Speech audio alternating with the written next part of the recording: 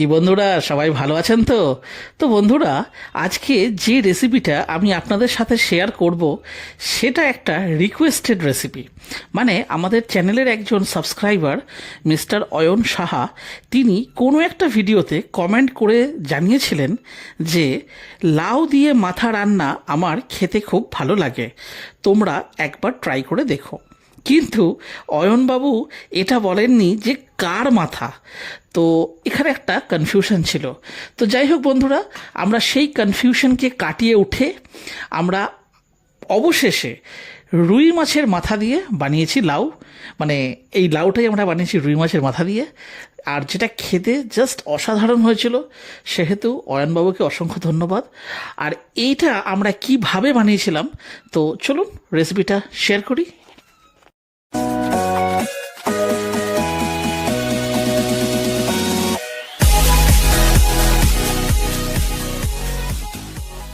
করছি তো এখানে দেখুন নিয়ে নিয়েছি মাঝারি সাইজের লাউ, দুটো নিয়েছি।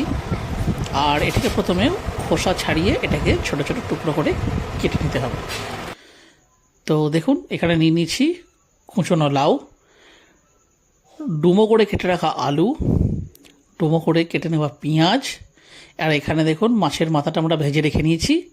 এখানে নিয়েছি রসুন, এখানে নিয়েছি নুন, হলুদ, লঙ্কা গুঁড়ো, এখানে নিয়েছি ধনে, জিরে আর শুকনো লঙ্কা, কাঁচা লঙ্কা। ব্যাস, খুব সাধারণ, মানে খুবই ন্যূনতম উপকরণ দিয়ে এটা আমরা তৈরি করছি। তো প্রথমে এখানে আমরা গ্যাসটাকে জ্বালিয়ে নিচ্ছি আর নিয়ে নিচ্ছি একটা কড়াই। আর বন্ধুরা, এটা কিন্তু রান্না হবে একদম খাঁটি সর্ষের তেল দিয়ে। তো বন্ধুরা, এখানে কিন্তু তেলের মাত্রাটা মানে জাস্ট অল্পই লাগবে, কারণ যেহেতু আমাদের মাছের মাথাটা অলরেডি ভেজে রাখা আছে তাই। তো প্রথমে তেল গরম হয়ে গেলে এতে দিয়ে দেবো গোটা ফোড়ন, জিরে, তেজপাতা, শুকনো লঙ্কা আর দুটো কাঁচা লঙ্কা। যেই ফোড়নটা হয়ে যাবে তারপরে এর মধ্যে দিয়ে দেবো ডুমো করে কেটে রাখা আলুর টুকরোগুলো।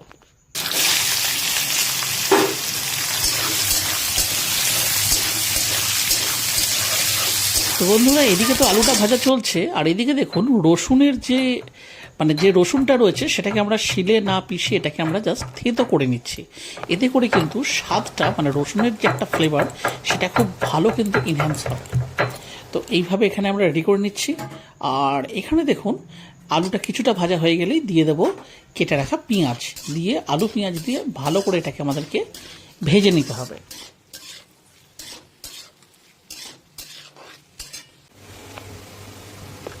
তো এখানে আমাদের এটা কিন্তু থেতো করা হয়ে গেছে, এই দেখুন জাস্ট একটু হাফ ক্রাশ মতন হয়েছে। আর এই সময়তেই এটা আমরা দিয়ে দেব আলু পেঁয়াজ আমরা যে ভাজছি তার সাথে দিয়ে এটাকে ভালো করে এটার সাথে কিন্তু বন্ধুরা ভেজে নিতে হবে। তো বন্ধুরা, এখানে একটা বিষয় আছে যে কতক্ষণ ভাজবেন না, রসুনের যে একটা কাঁচা গন্ধ, সেই কাঁচা গন্ধটা যতক্ষণ না যাবে ততক্ষণ পর্যন্ত ভেজে নিতে হবে। এবং এটা কিন্তু 5-7 মিনিট একটু হাই ফ্লেমে ভাজলেই রসুনের যে একটা কাঁচা গন্ধ সেটা কিন্তু একদমই চলে যাবে। তো এই দেখুন এখানে আমাদের ভাজাটা কিন্তু প্রায় হয়ে এসেছে, মানে আর কিন্তু রসুনের কাঁচা গন্ধ আসছে না। এই সময়তে আমরা এখানে স্লাইস করে কেটে রাখা টমেটো এর মধ্যে দিয়ে দিলাম।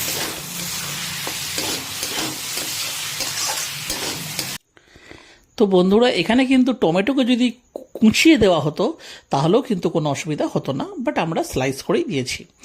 আর এইভাবে মিক্স যেই হয়ে গেল, দিয়ে দিচ্ছি নুন, হলুদ গুঁড়ো, লঙ্কা গুঁড়ো, 3টে মশলাই যাবে। আর এর সাথে ধনে গুঁড়ো, জিরে গুঁড়ো এক্সট্রা কিচ্ছু দেওয়ার কিন্তু কোনো প্রয়োজন নেই।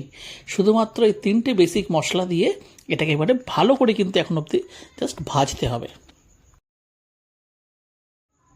তো আমরা যে পাত্রে সেই রসুনটাকে থেতো করেছিলাম সেটা ধুয়ে দিয়ে দিচ্ছি সামান্য পরিমাণ জল, কারণ নুন হলুদ ছাড়াও কিন্তু এতে রয়েছে শুকনো লঙ্কার গুঁড়ো, এবং শুকনো লঙ্কার গুঁড়ো কিন্তু খুব তাড়াতাড়ি কিন্তু মানে তলাতে লেগে যেতে পারে, আর ওটা যদি পুড়ে যায় তাহলে কিন্তু টোটাল স্বাদটাই কিন্তু তেঁতো হয়ে যাবে। তো বন্ধুরা, ভাজাটা কমপ্লিট। এই সময়তে কেটে রাখা লাউটাকে আমরা এর সাথে দিয়ে এবার এই মশলাটার সাথে ভালো করে এটাকে মিক্স করতে হবে।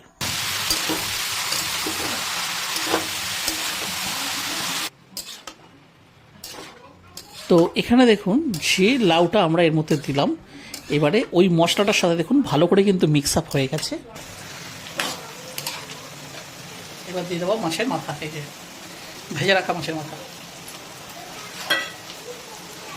দিয়ে ভেতর দিকে ভালো করে চেপে চেপে ঢুকিয়ে দেবো।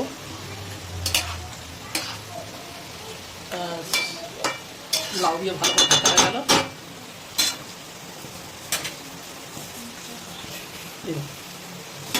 ঢাকা চাপা আর গ্যাসের ফ্লেমটাকে কমিয়ে দেবো। তো বন্ধুরা এখানে আমাদের দেখুন 15 মিনিট হয়ে গেছে। আর এই দেখুন ফ্লেভার দেখাচ্ছি যে মাছের মাথা পড়েছে বন্ধুরা, 4 সেন্ট বেরোচ্ছে, কি বলবো, অসাধারণ। তার মানে বন্ধুরা দেখুন মাছের মাথা দিয়ে লাউ হোক বা বাঁধাকপি যেটাই হোক না কেন, জাস্ট ফাটাফাটি ব্যাপার একটা। লাউটা সেদ্ধ হয়ে গেছে? আচ্ছা, লাউটা একটু সেদ্ধ হবে।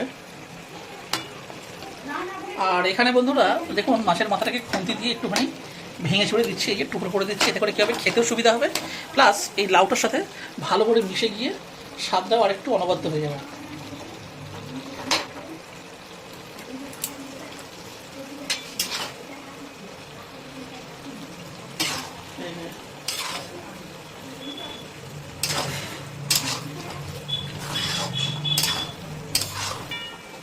হয়ে গেল ভালো করে মিক্স।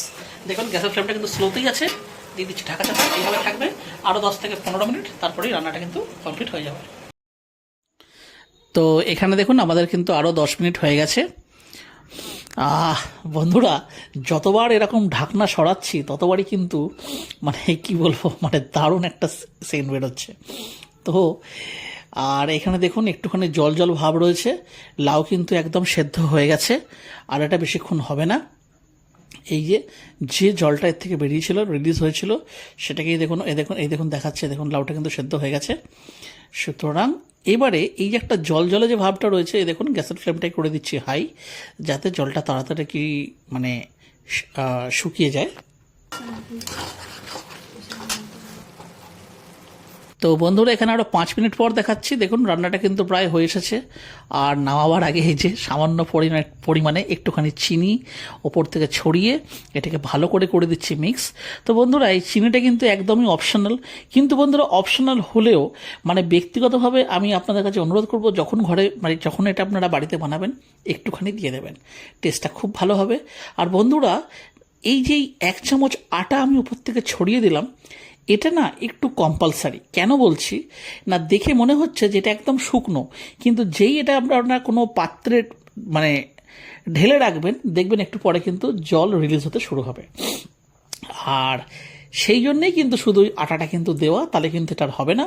এবং জাস্ট খতম করার আগে 1 চিমটে গরম মশলা ওপর থেকে ছড়িয়ে দেবেন, যেহেতু মানে এটা এই জন্যই দেবেন, মানে এতে করে কি হবে, মানে যে একটা বলে না যে লাস্ট ফিনিশিং, মানে ধনেপাতা নয় কিছু নয়, জাস্ট একটু গরম মশলা ছড়িয়ে দেবেন। আর এই দেখুন একদম দুপুরে গরম গরম ভাতের সাথে খাবার জন্য রেডি।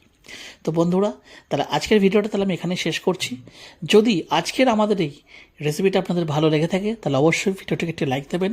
চ্যানেলে যদি কোনো নতুন বন্ধু এসে থাকেন তাহলে অবশ্যই চ্যানেলটিকে সাবস্ক্রাইব করে আমাদের পাশে থাকবেন। তাহলে আবার দেখা হচ্ছে অন্য কোনো ভিডিওতে অন্য কোনো রেসিপির সাথে। ততদিন পর্যন্ত কিন্তু নিশ্চয়ই ভালো থাকবেন। টাটা। ভালো